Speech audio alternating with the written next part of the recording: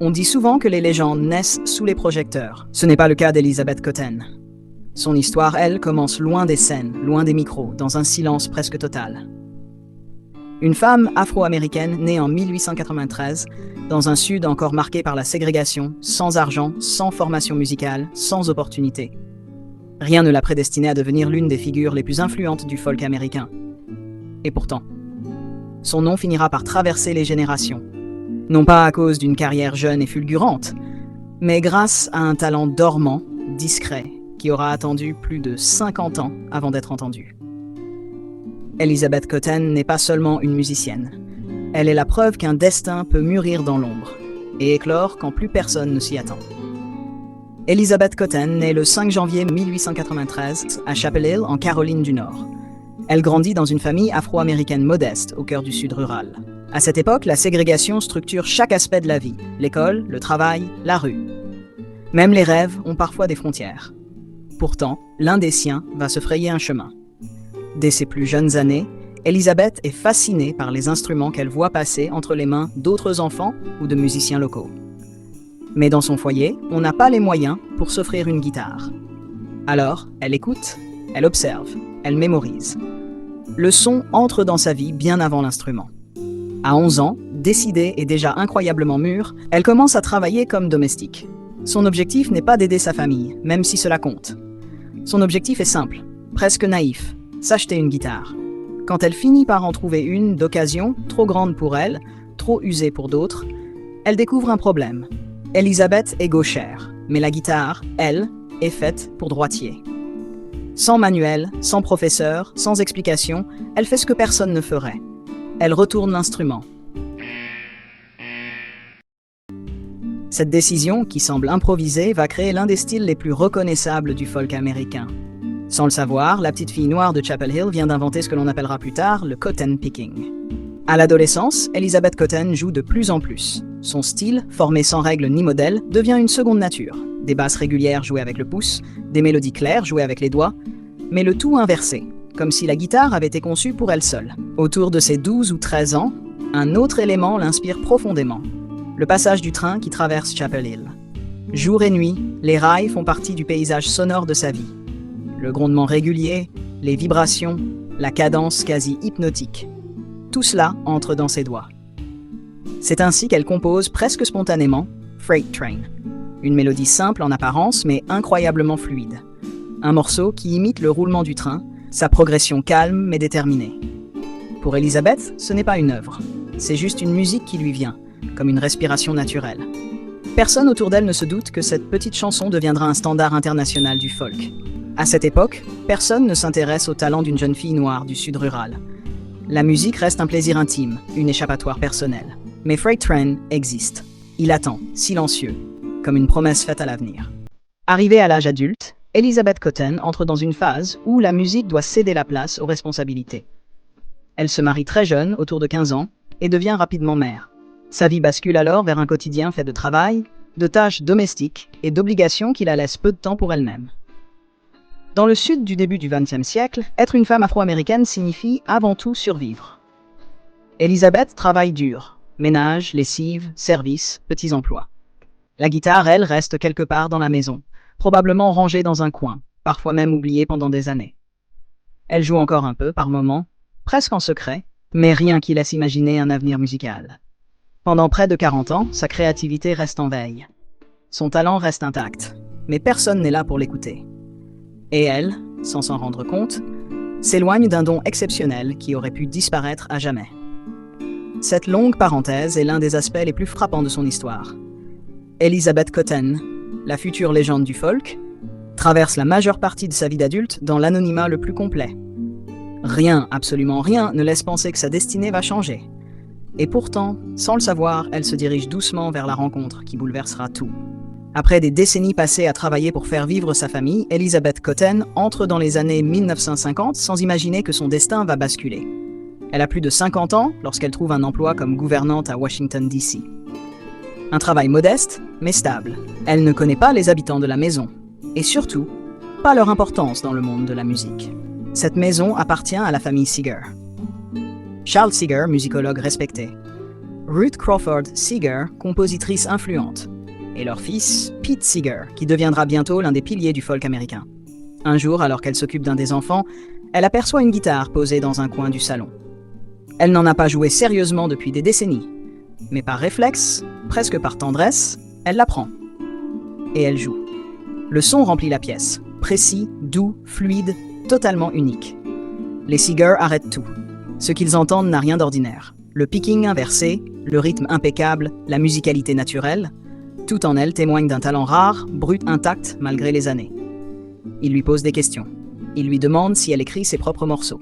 Elle leur joue Freight Train. Ils comprennent immédiatement que ce qu'ils viennent d'entendre est précieux. À partir de ce moment, la relation change. Elizabeth n'est plus seulement la gouvernante. Elle devient, aux yeux des Seeger, une musicienne exceptionnelle qu'il faut encourager, enregistrer, présenter au monde. Ils la poussent à reprendre la guitare régulièrement, à rejouer ses compositions, à raconter son histoire. Ce geste simple, prendre une guitare pour calmer un enfant, vient de raviver une carrière qui avait dormi pendant 40 ans. La renaissance d'Elizabeth Cotten vient de commencer. Grâce à l'encouragement de la famille Seeger, Elizabeth Cotten recommence à jouer régulièrement. Elle a plus de 60 ans, mais ses doigts glissent sur les cordes avec la même douceur qu'à l'adolescence. Plus elle rejoue, plus les Seeger comprennent l'ampleur de son talent. Son picking inversé, sa précision rythmique, sa capacité à raconter une histoire sans dire un mot. En 1958, ils décident de l'aider à enregistrer un album. Un projet simple, artisanal, mais essentiel. Préserver la musique d'une femme dont le don avait failli disparaître dans le silence. Cet album s'intitule Folk Songs and Instrumentals with Guitar. Lorsqu'il sort, il surprend immédiatement le milieu folk. On y découvre une artiste mature mais nouvelle pour le public, avec un style totalement singulier. Les morceaux sont dépouillés, sans effet, sans artifice. Uniquement la guitare d'Elizabeth, son toucher délicat et sa voix calme lorsque quelques chansons le demandent. Les musiciens et passionnés de folk sont frappés. Comment une femme inconnue, âgée, sans carrière derrière elle, peut-elle jouer avec une telle maîtrise? Le cotton picking, ce jeu inversé si particulier, devient un sujet de fascination. Son nom commence à circuler dans les cercles folk, puis dans les festivals. La sortie de ce disque ne la transforme pas encore en star, mais elle lui ouvre une porte que personne n'imaginait possible quelques années plus tôt. Elizabeth Cotten, à plus de 60 ans, entame enfin la carrière musicale qu'elle n'a jamais eue. Et sa chanson composée dans l'enfance, Freight Train, ne va pas tarder à refaire surface, mais pas de la façon la plus simple. Après la sortie de son album, un phénomène inattendu se produit. Freight Train, la chanson qu'Elizabeth avait composée vers ses 12 ou 13 ans, commence à circuler dans les milieux folk britanniques et américains. Mais le problème, c'est que son nom n'y apparaît pas. Dans les années 1950, des musiciens anglais reprennent le morceau et, pensant qu'il s'agit d'une vieille chanson traditionnelle sans auteur connu, l'enregistrent sous d'autres noms. D'autres artistes, croyant la chanson libre, l'adaptent également sans chercher son origine. Résultat, Freight Train devient populaire, mais attribué à de mauvaises personnes. Les Seeger découvrent la situation et en informent Elizabeth. Pour elle, c'est un choc. Sa musique, son histoire, son enfance, sa création, détournée. Avec l'aide de la famille Seeger et de leurs contacts, elle entame des démarches pour rétablir la vérité. La tâche n'est pas simple. Prouver l'origine d'une chanson qu'elle a composée à 12 ans, sans enregistrement, sans partition, juste en la jouant depuis toujours. Mais la communauté folk, déjà impressionnée par son talent, soutient sa cause. Progressivement, la reconnaissance revient vers la bonne personne. Les crédits sont corrigés. Les éditeurs commencent à lui attribuer officiellement la paternité de Freight Train. Ce n'est pas seulement une victoire légale, c'est une réparation historique. Freight Train devient alors son morceau phare, le symbole de son style unique, et la preuve que même une chanson née dans la modestie d'une petite ville du Sud peut traverser le monde. Cette bataille marque un tournant. Elizabeth n'est plus seulement une découverte tardive, elle est désormais une compositrice légitime, respectée, protégée. Après la régularisation de Freight Train, Elizabeth Cotten devient peu à peu une figure incontournable du folk américain. Elle commence à se produire dans des festivals, à donner des concerts et à partager sa musique avec des publics qui n'avaient jamais entendu une guitare jouer ainsi. À plus de 60 ans, elle connaît enfin la reconnaissance que sa vie avait trop longtemps refusée.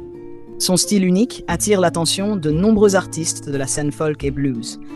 Bob Dylan, Joan Baez, Jerry Garcia, Taj Mahal, pour ne citer qu'eux, viennent écouter sa manière singulière de faire chanter les cordes. Ils s'inspirent de son cotton picking, l'intègrent dans leur jeu et contribuent à faire connaître son œuvre à travers le monde. Malgré cette renommée grandissante, Elizabeth reste humble et douce. Elle n'a jamais cherché la gloire et sa joie se lie surtout dans le plaisir de jouer, de partager ses chansons et de voir des jeunes musiciens s'émerveiller devant son talent. Pour elle, la musique est avant tout un partage, un langage universel qui traverse les générations. Petit à petit, les critiques, les journalistes et les amateurs commencent à comprendre l'ampleur de ce qu'ils ont découvert. Une musicienne capable de créer une légende silencieuse. Une artiste qui avait attendu près de 40 ans avant que le monde ne l'entende. Son nom devient synonyme de résilience, authenticité et excellence musicale. Et Freight Train, un classique intemporel que l'on retrouve encore aujourd'hui sur les scènes et dans les cours de guitare du monde entier. À mesure que les années passent, Elizabeth Cotten continue de jouer, d'enregistrer et de se produire. Mais jamais pour la gloire. Elle a dépassé les 80 ans, mais son énergie et sa passion pour la musique restent intactes. Sa guitare, fidèle compagne depuis l'enfance, lui permet de communiquer bien plus que des mots. Chaque note raconte une histoire. Chaque mélodie transporte l'auditeur dans le temps et dans l'espace. En 1985, à l'âge de 90 ans, Elizabeth reçoit l'un des plus grands honneurs pour un musicien. Un Grammy Award pour son album Live. Cet événement marque l'apogée d'une carrière improbable, une vie passée dans l'anonymat, un talent découvert tardivement et enfin reconnu par le monde entier. Ce Grammy n'est pas seulement un trophée, c'est la reconnaissance d'un parcours unique, d'une créativité qui a survécu aux obstacles, aux décennies de silence et aux injustices. C'est la preuve que le talent peut traverser le temps, qu'il peut attendre patiemment son moment et qu'il finit toujours par se faire entendre. Même à cet âge, Elizabeth continue d'inspirer. Son humilité, sa douceur et sa maîtrise du cotton picking deviennent des légendes vivantes pour des générations de musiciens. Et pour tous ceux qui l'écoutent, elle incarne un message simple mais puissant. La passion et le talent ne meurent jamais. Ils se préparent simplement pour le moment où le monde saura les reconnaître. Elizabeth Cotten n'était pas née sous les projecteurs et sa musique a dormi pendant des décennies. Pourtant, grâce à sa persévérance silencieuse et à son talent unique, elle est devenue une légende du folk américain. Son histoire nous rappelle que le talent et la passion trouvent toujours leur chemin, même lorsqu'on doit attendre longtemps pour être reconnu. Comme elle le disait si bien à travers sa musique. La musique n'appartient à personne, mais elle peut changer la vie de tous ceux qui l'écoutent. Aujourd'hui, son héritage vit dans chaque guitare que l'on joue avec amour, dans chaque morceau que l'on compose avec sincérité, et dans chaque rêve que l'on garde vivant, malgré les obstacles. Si l'histoire d'Elizabeth Cotten t'inspire, laisse un commentaire et partage la vidéo pour que d'autres découvrent cette légende silencieuse, mais immortelle. Et surtout, n'oublie jamais, il n'est jamais trop tard pour faire entendre ton talent au monde.